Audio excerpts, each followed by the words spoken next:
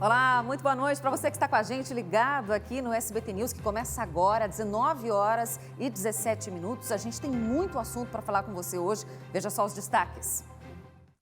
No Dia Mundial do Coração, o alerta. Entre março e junho, mais de 23 mil pessoas morreram dentro de suas próprias casas, vítimas de doenças cardíacas no Brasil. Depois de meses de retração, mais de 4 mil vagas de emprego estão abertas em Santa Catarina. Mas, em alguns casos, é preciso se reinventar para aproveitar as oportunidades. Uma denúncia grave e que expõe a realidade de 1 em cada 4 mulheres no país. As marcas da violência obstétrica. No momento que eu estava lá pedindo socorro, que eu estava com dor, eu ainda não consegui sair de lá daquela cena. Estava tudo arrumadinho, esperando ela. E, infelizmente, a gente não tem mais.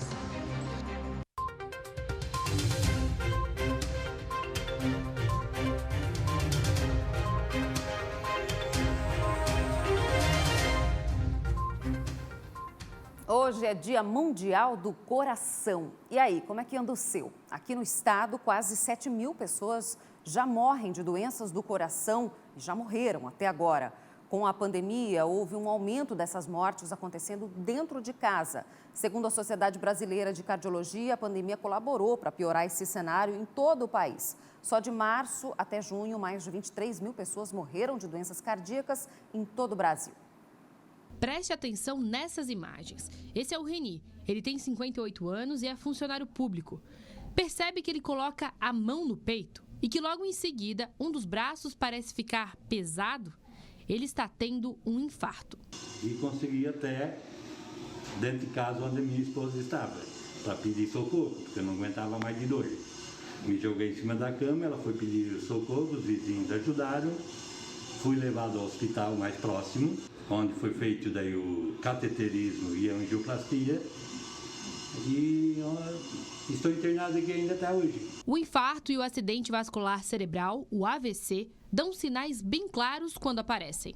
O principal é a dor no peito, uma dor em pressão, muitas vezes irradiando para membro superior, região de mandíbula, com sintomas associados como uma sudorese fria, uma sensação de falta de ar. Segundo dados da Sociedade Brasileira de Cardiologia, doenças cardiovasculares são a principal causa de mortes no país.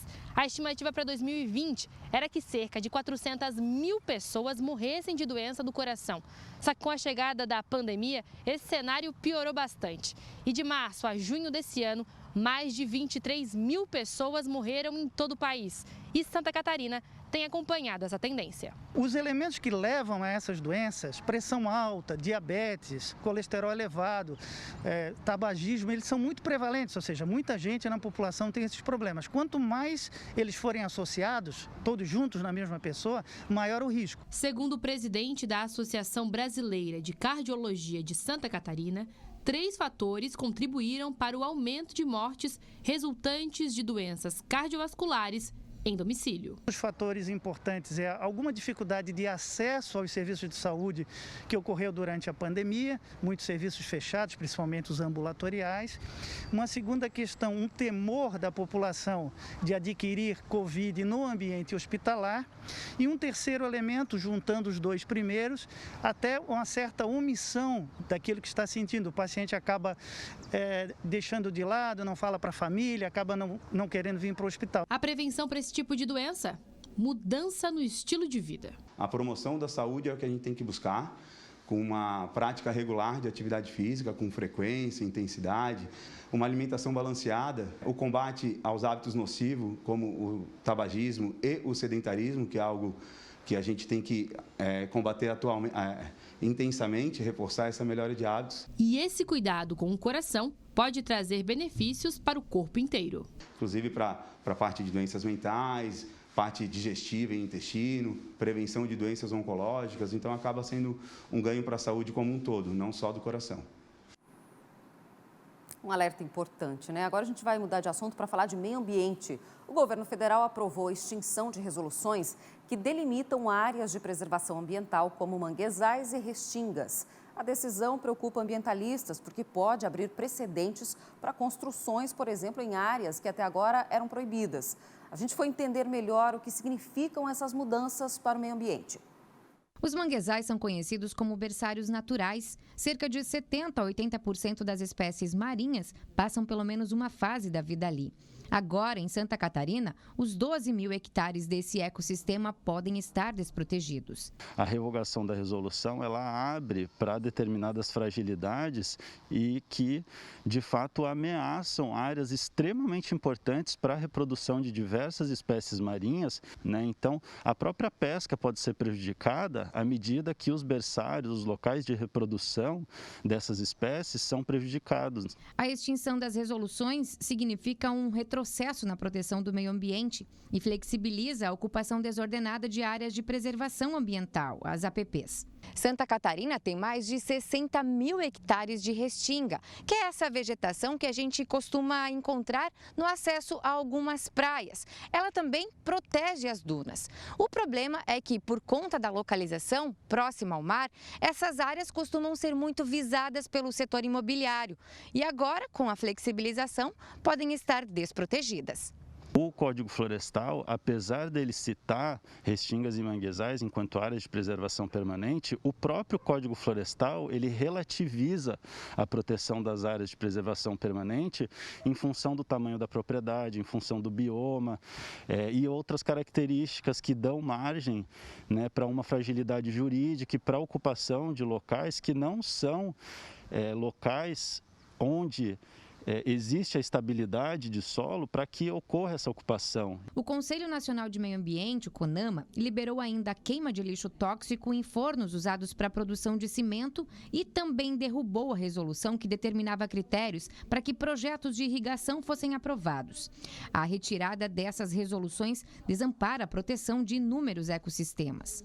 O Ministério Público do Meio Ambiente alega que a decisão coloca em conflito o desenvolvimento sustentável e a preservação do meio ambiente e traz ainda impactos severos. Por isso, deverá ser questionada na Justiça. A forma como foi feita abre precedentes, abre a possibilidade de ocupação desse rico ecossistema, um ecossistema frágil e que garante a proteção das nossas encostas, das nossas praias.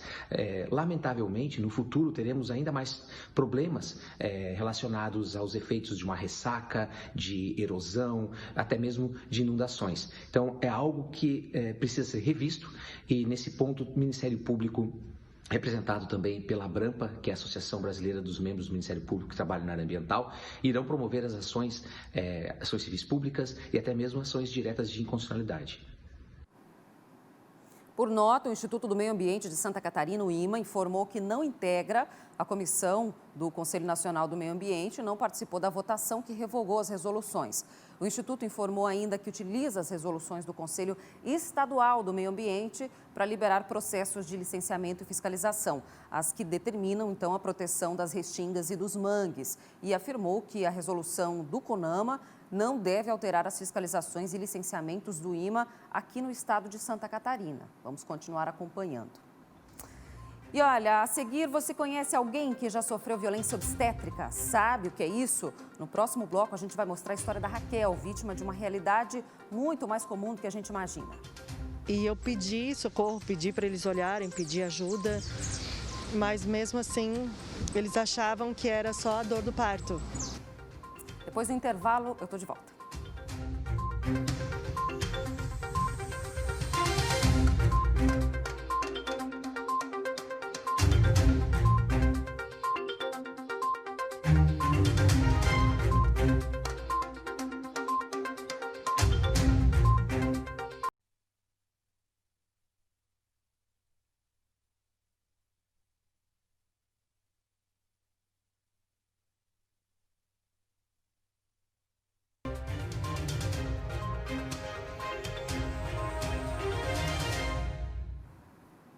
De volta com o SBT News e para falar de alerta mais uma vez. 1 em cada 4 mulheres no Brasil já sofreu algum tipo de violência durante o parto. A informação é de uma pesquisa desenvolvida pelo SESC, mas o que realmente importa aqui é perceber o quão sério esse assunto é.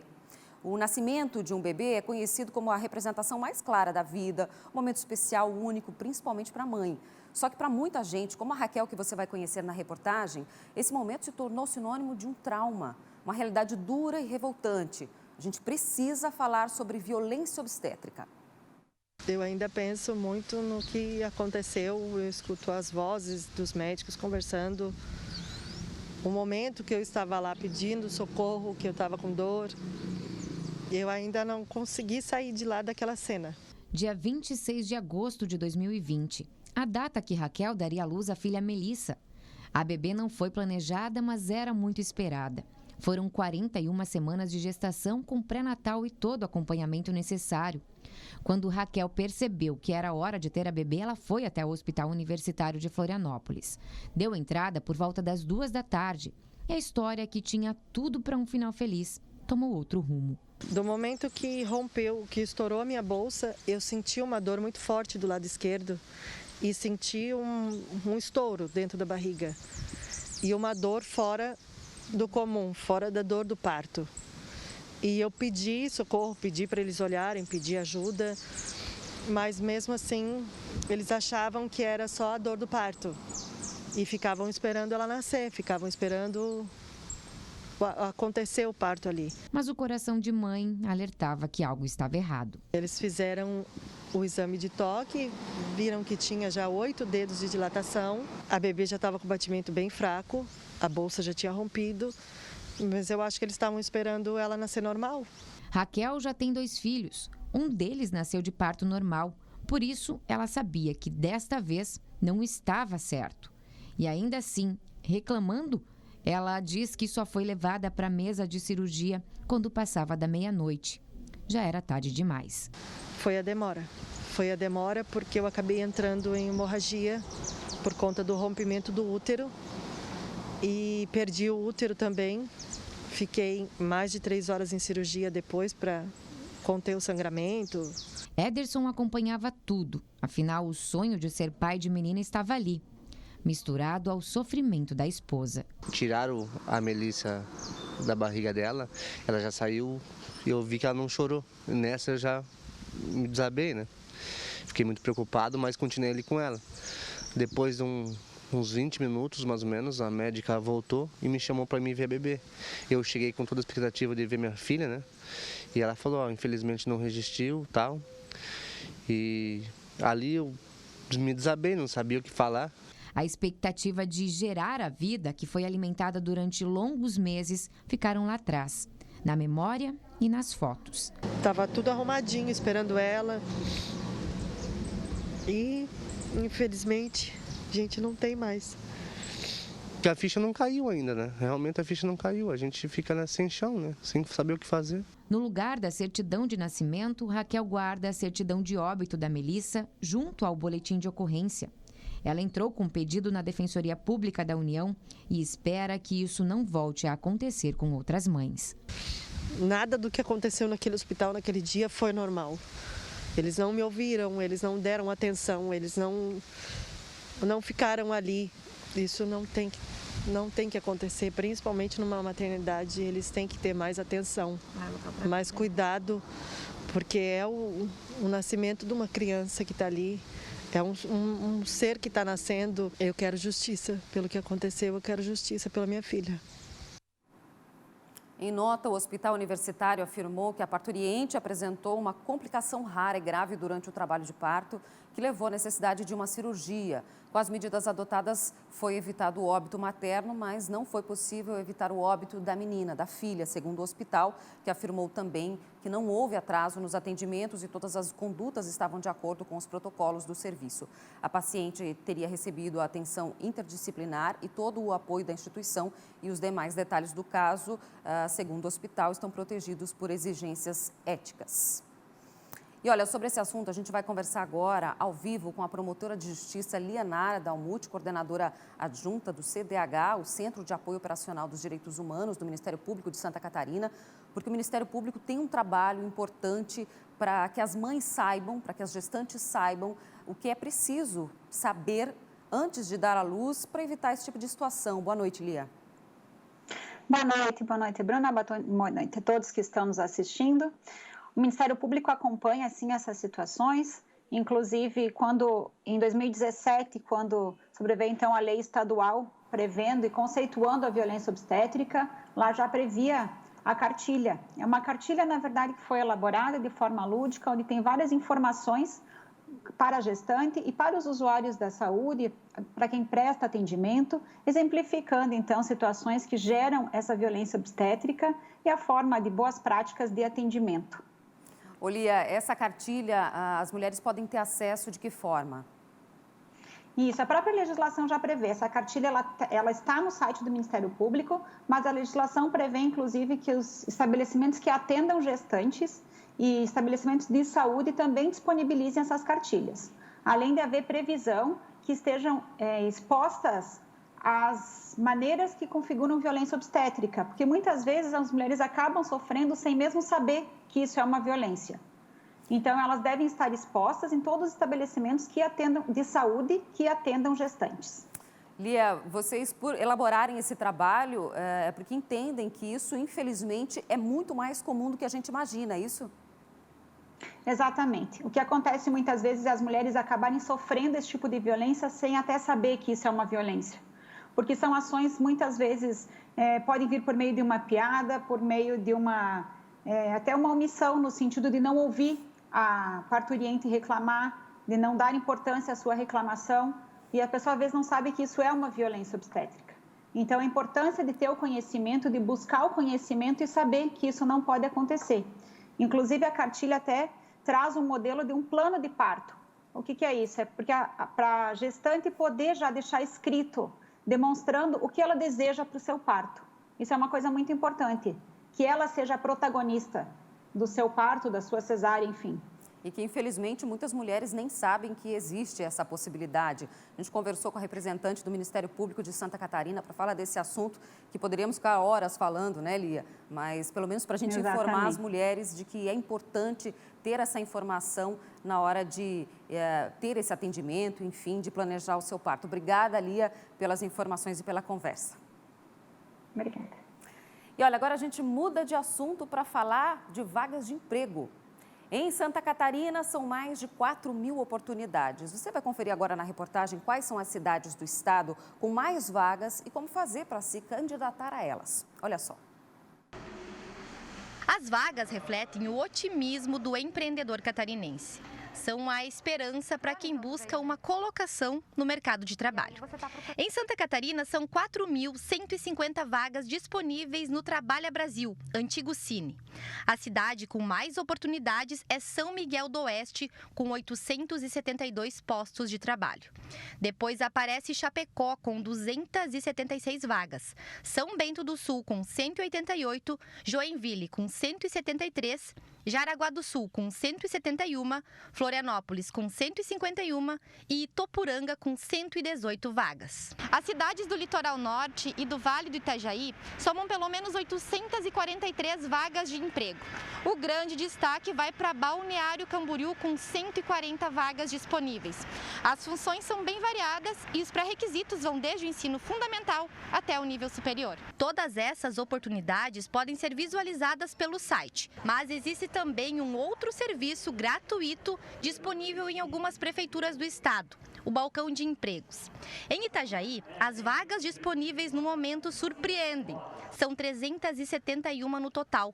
A maior parte delas no setor operacional, que vai desde manicures até auxiliar de produção. Também existem postos na área administrativa e comercial. Algumas são exclusivas para pessoas com deficiência.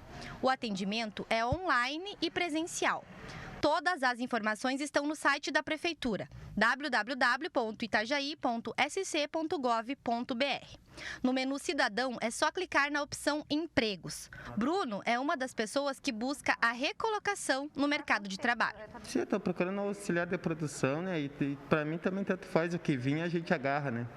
Não dá para escolher muito. Não dá para escolher muito, né? Para quem, assim como o Bruno, está atrás de vagas, é bom ficar atento a alguns detalhes que podem ser fundamentais na hora de participar de um processo seletivo. Quando eu estou lá divulgando, preenchendo num site, é muito interessante colocar as atividades que fazia. Então, sempre é bom detalhar o que você realmente fazia. E se você não sabe que ramo seguir ou então não consegue trabalho na área em que se especializou, vale investir em setores que são promissores. A capacitação é uma boa alternativa nesses casos. Agora, eu posso dizer que o que está muito aquecido é a área de contábeis. A área de venda interna está muito aquecida, de pré-venda, que a parte de sistemas, a parte que trabalha muito com essa parte de estruturação de sites. Mas às vezes eu acho que os cursos mais pontuais e digitais, eu acho que eles estão muito mais em ascensão, sabe? Para a gente poder se capacitar. Eles são rápidos, trazem certificados rápidos para a gente. Tá vendo? É só ir em busca aí, se capacitar e tentar uma oportunidade. Vamos mudar de assunto de novo para falar do tempo e dessa oscilação maluca aqui em Santa Catarina. Nessa madrugada teve geada na serra e no mesmo dia temperaturas subindo muito no oeste do estado. A gente confere agora como fica o tempo para amanhã.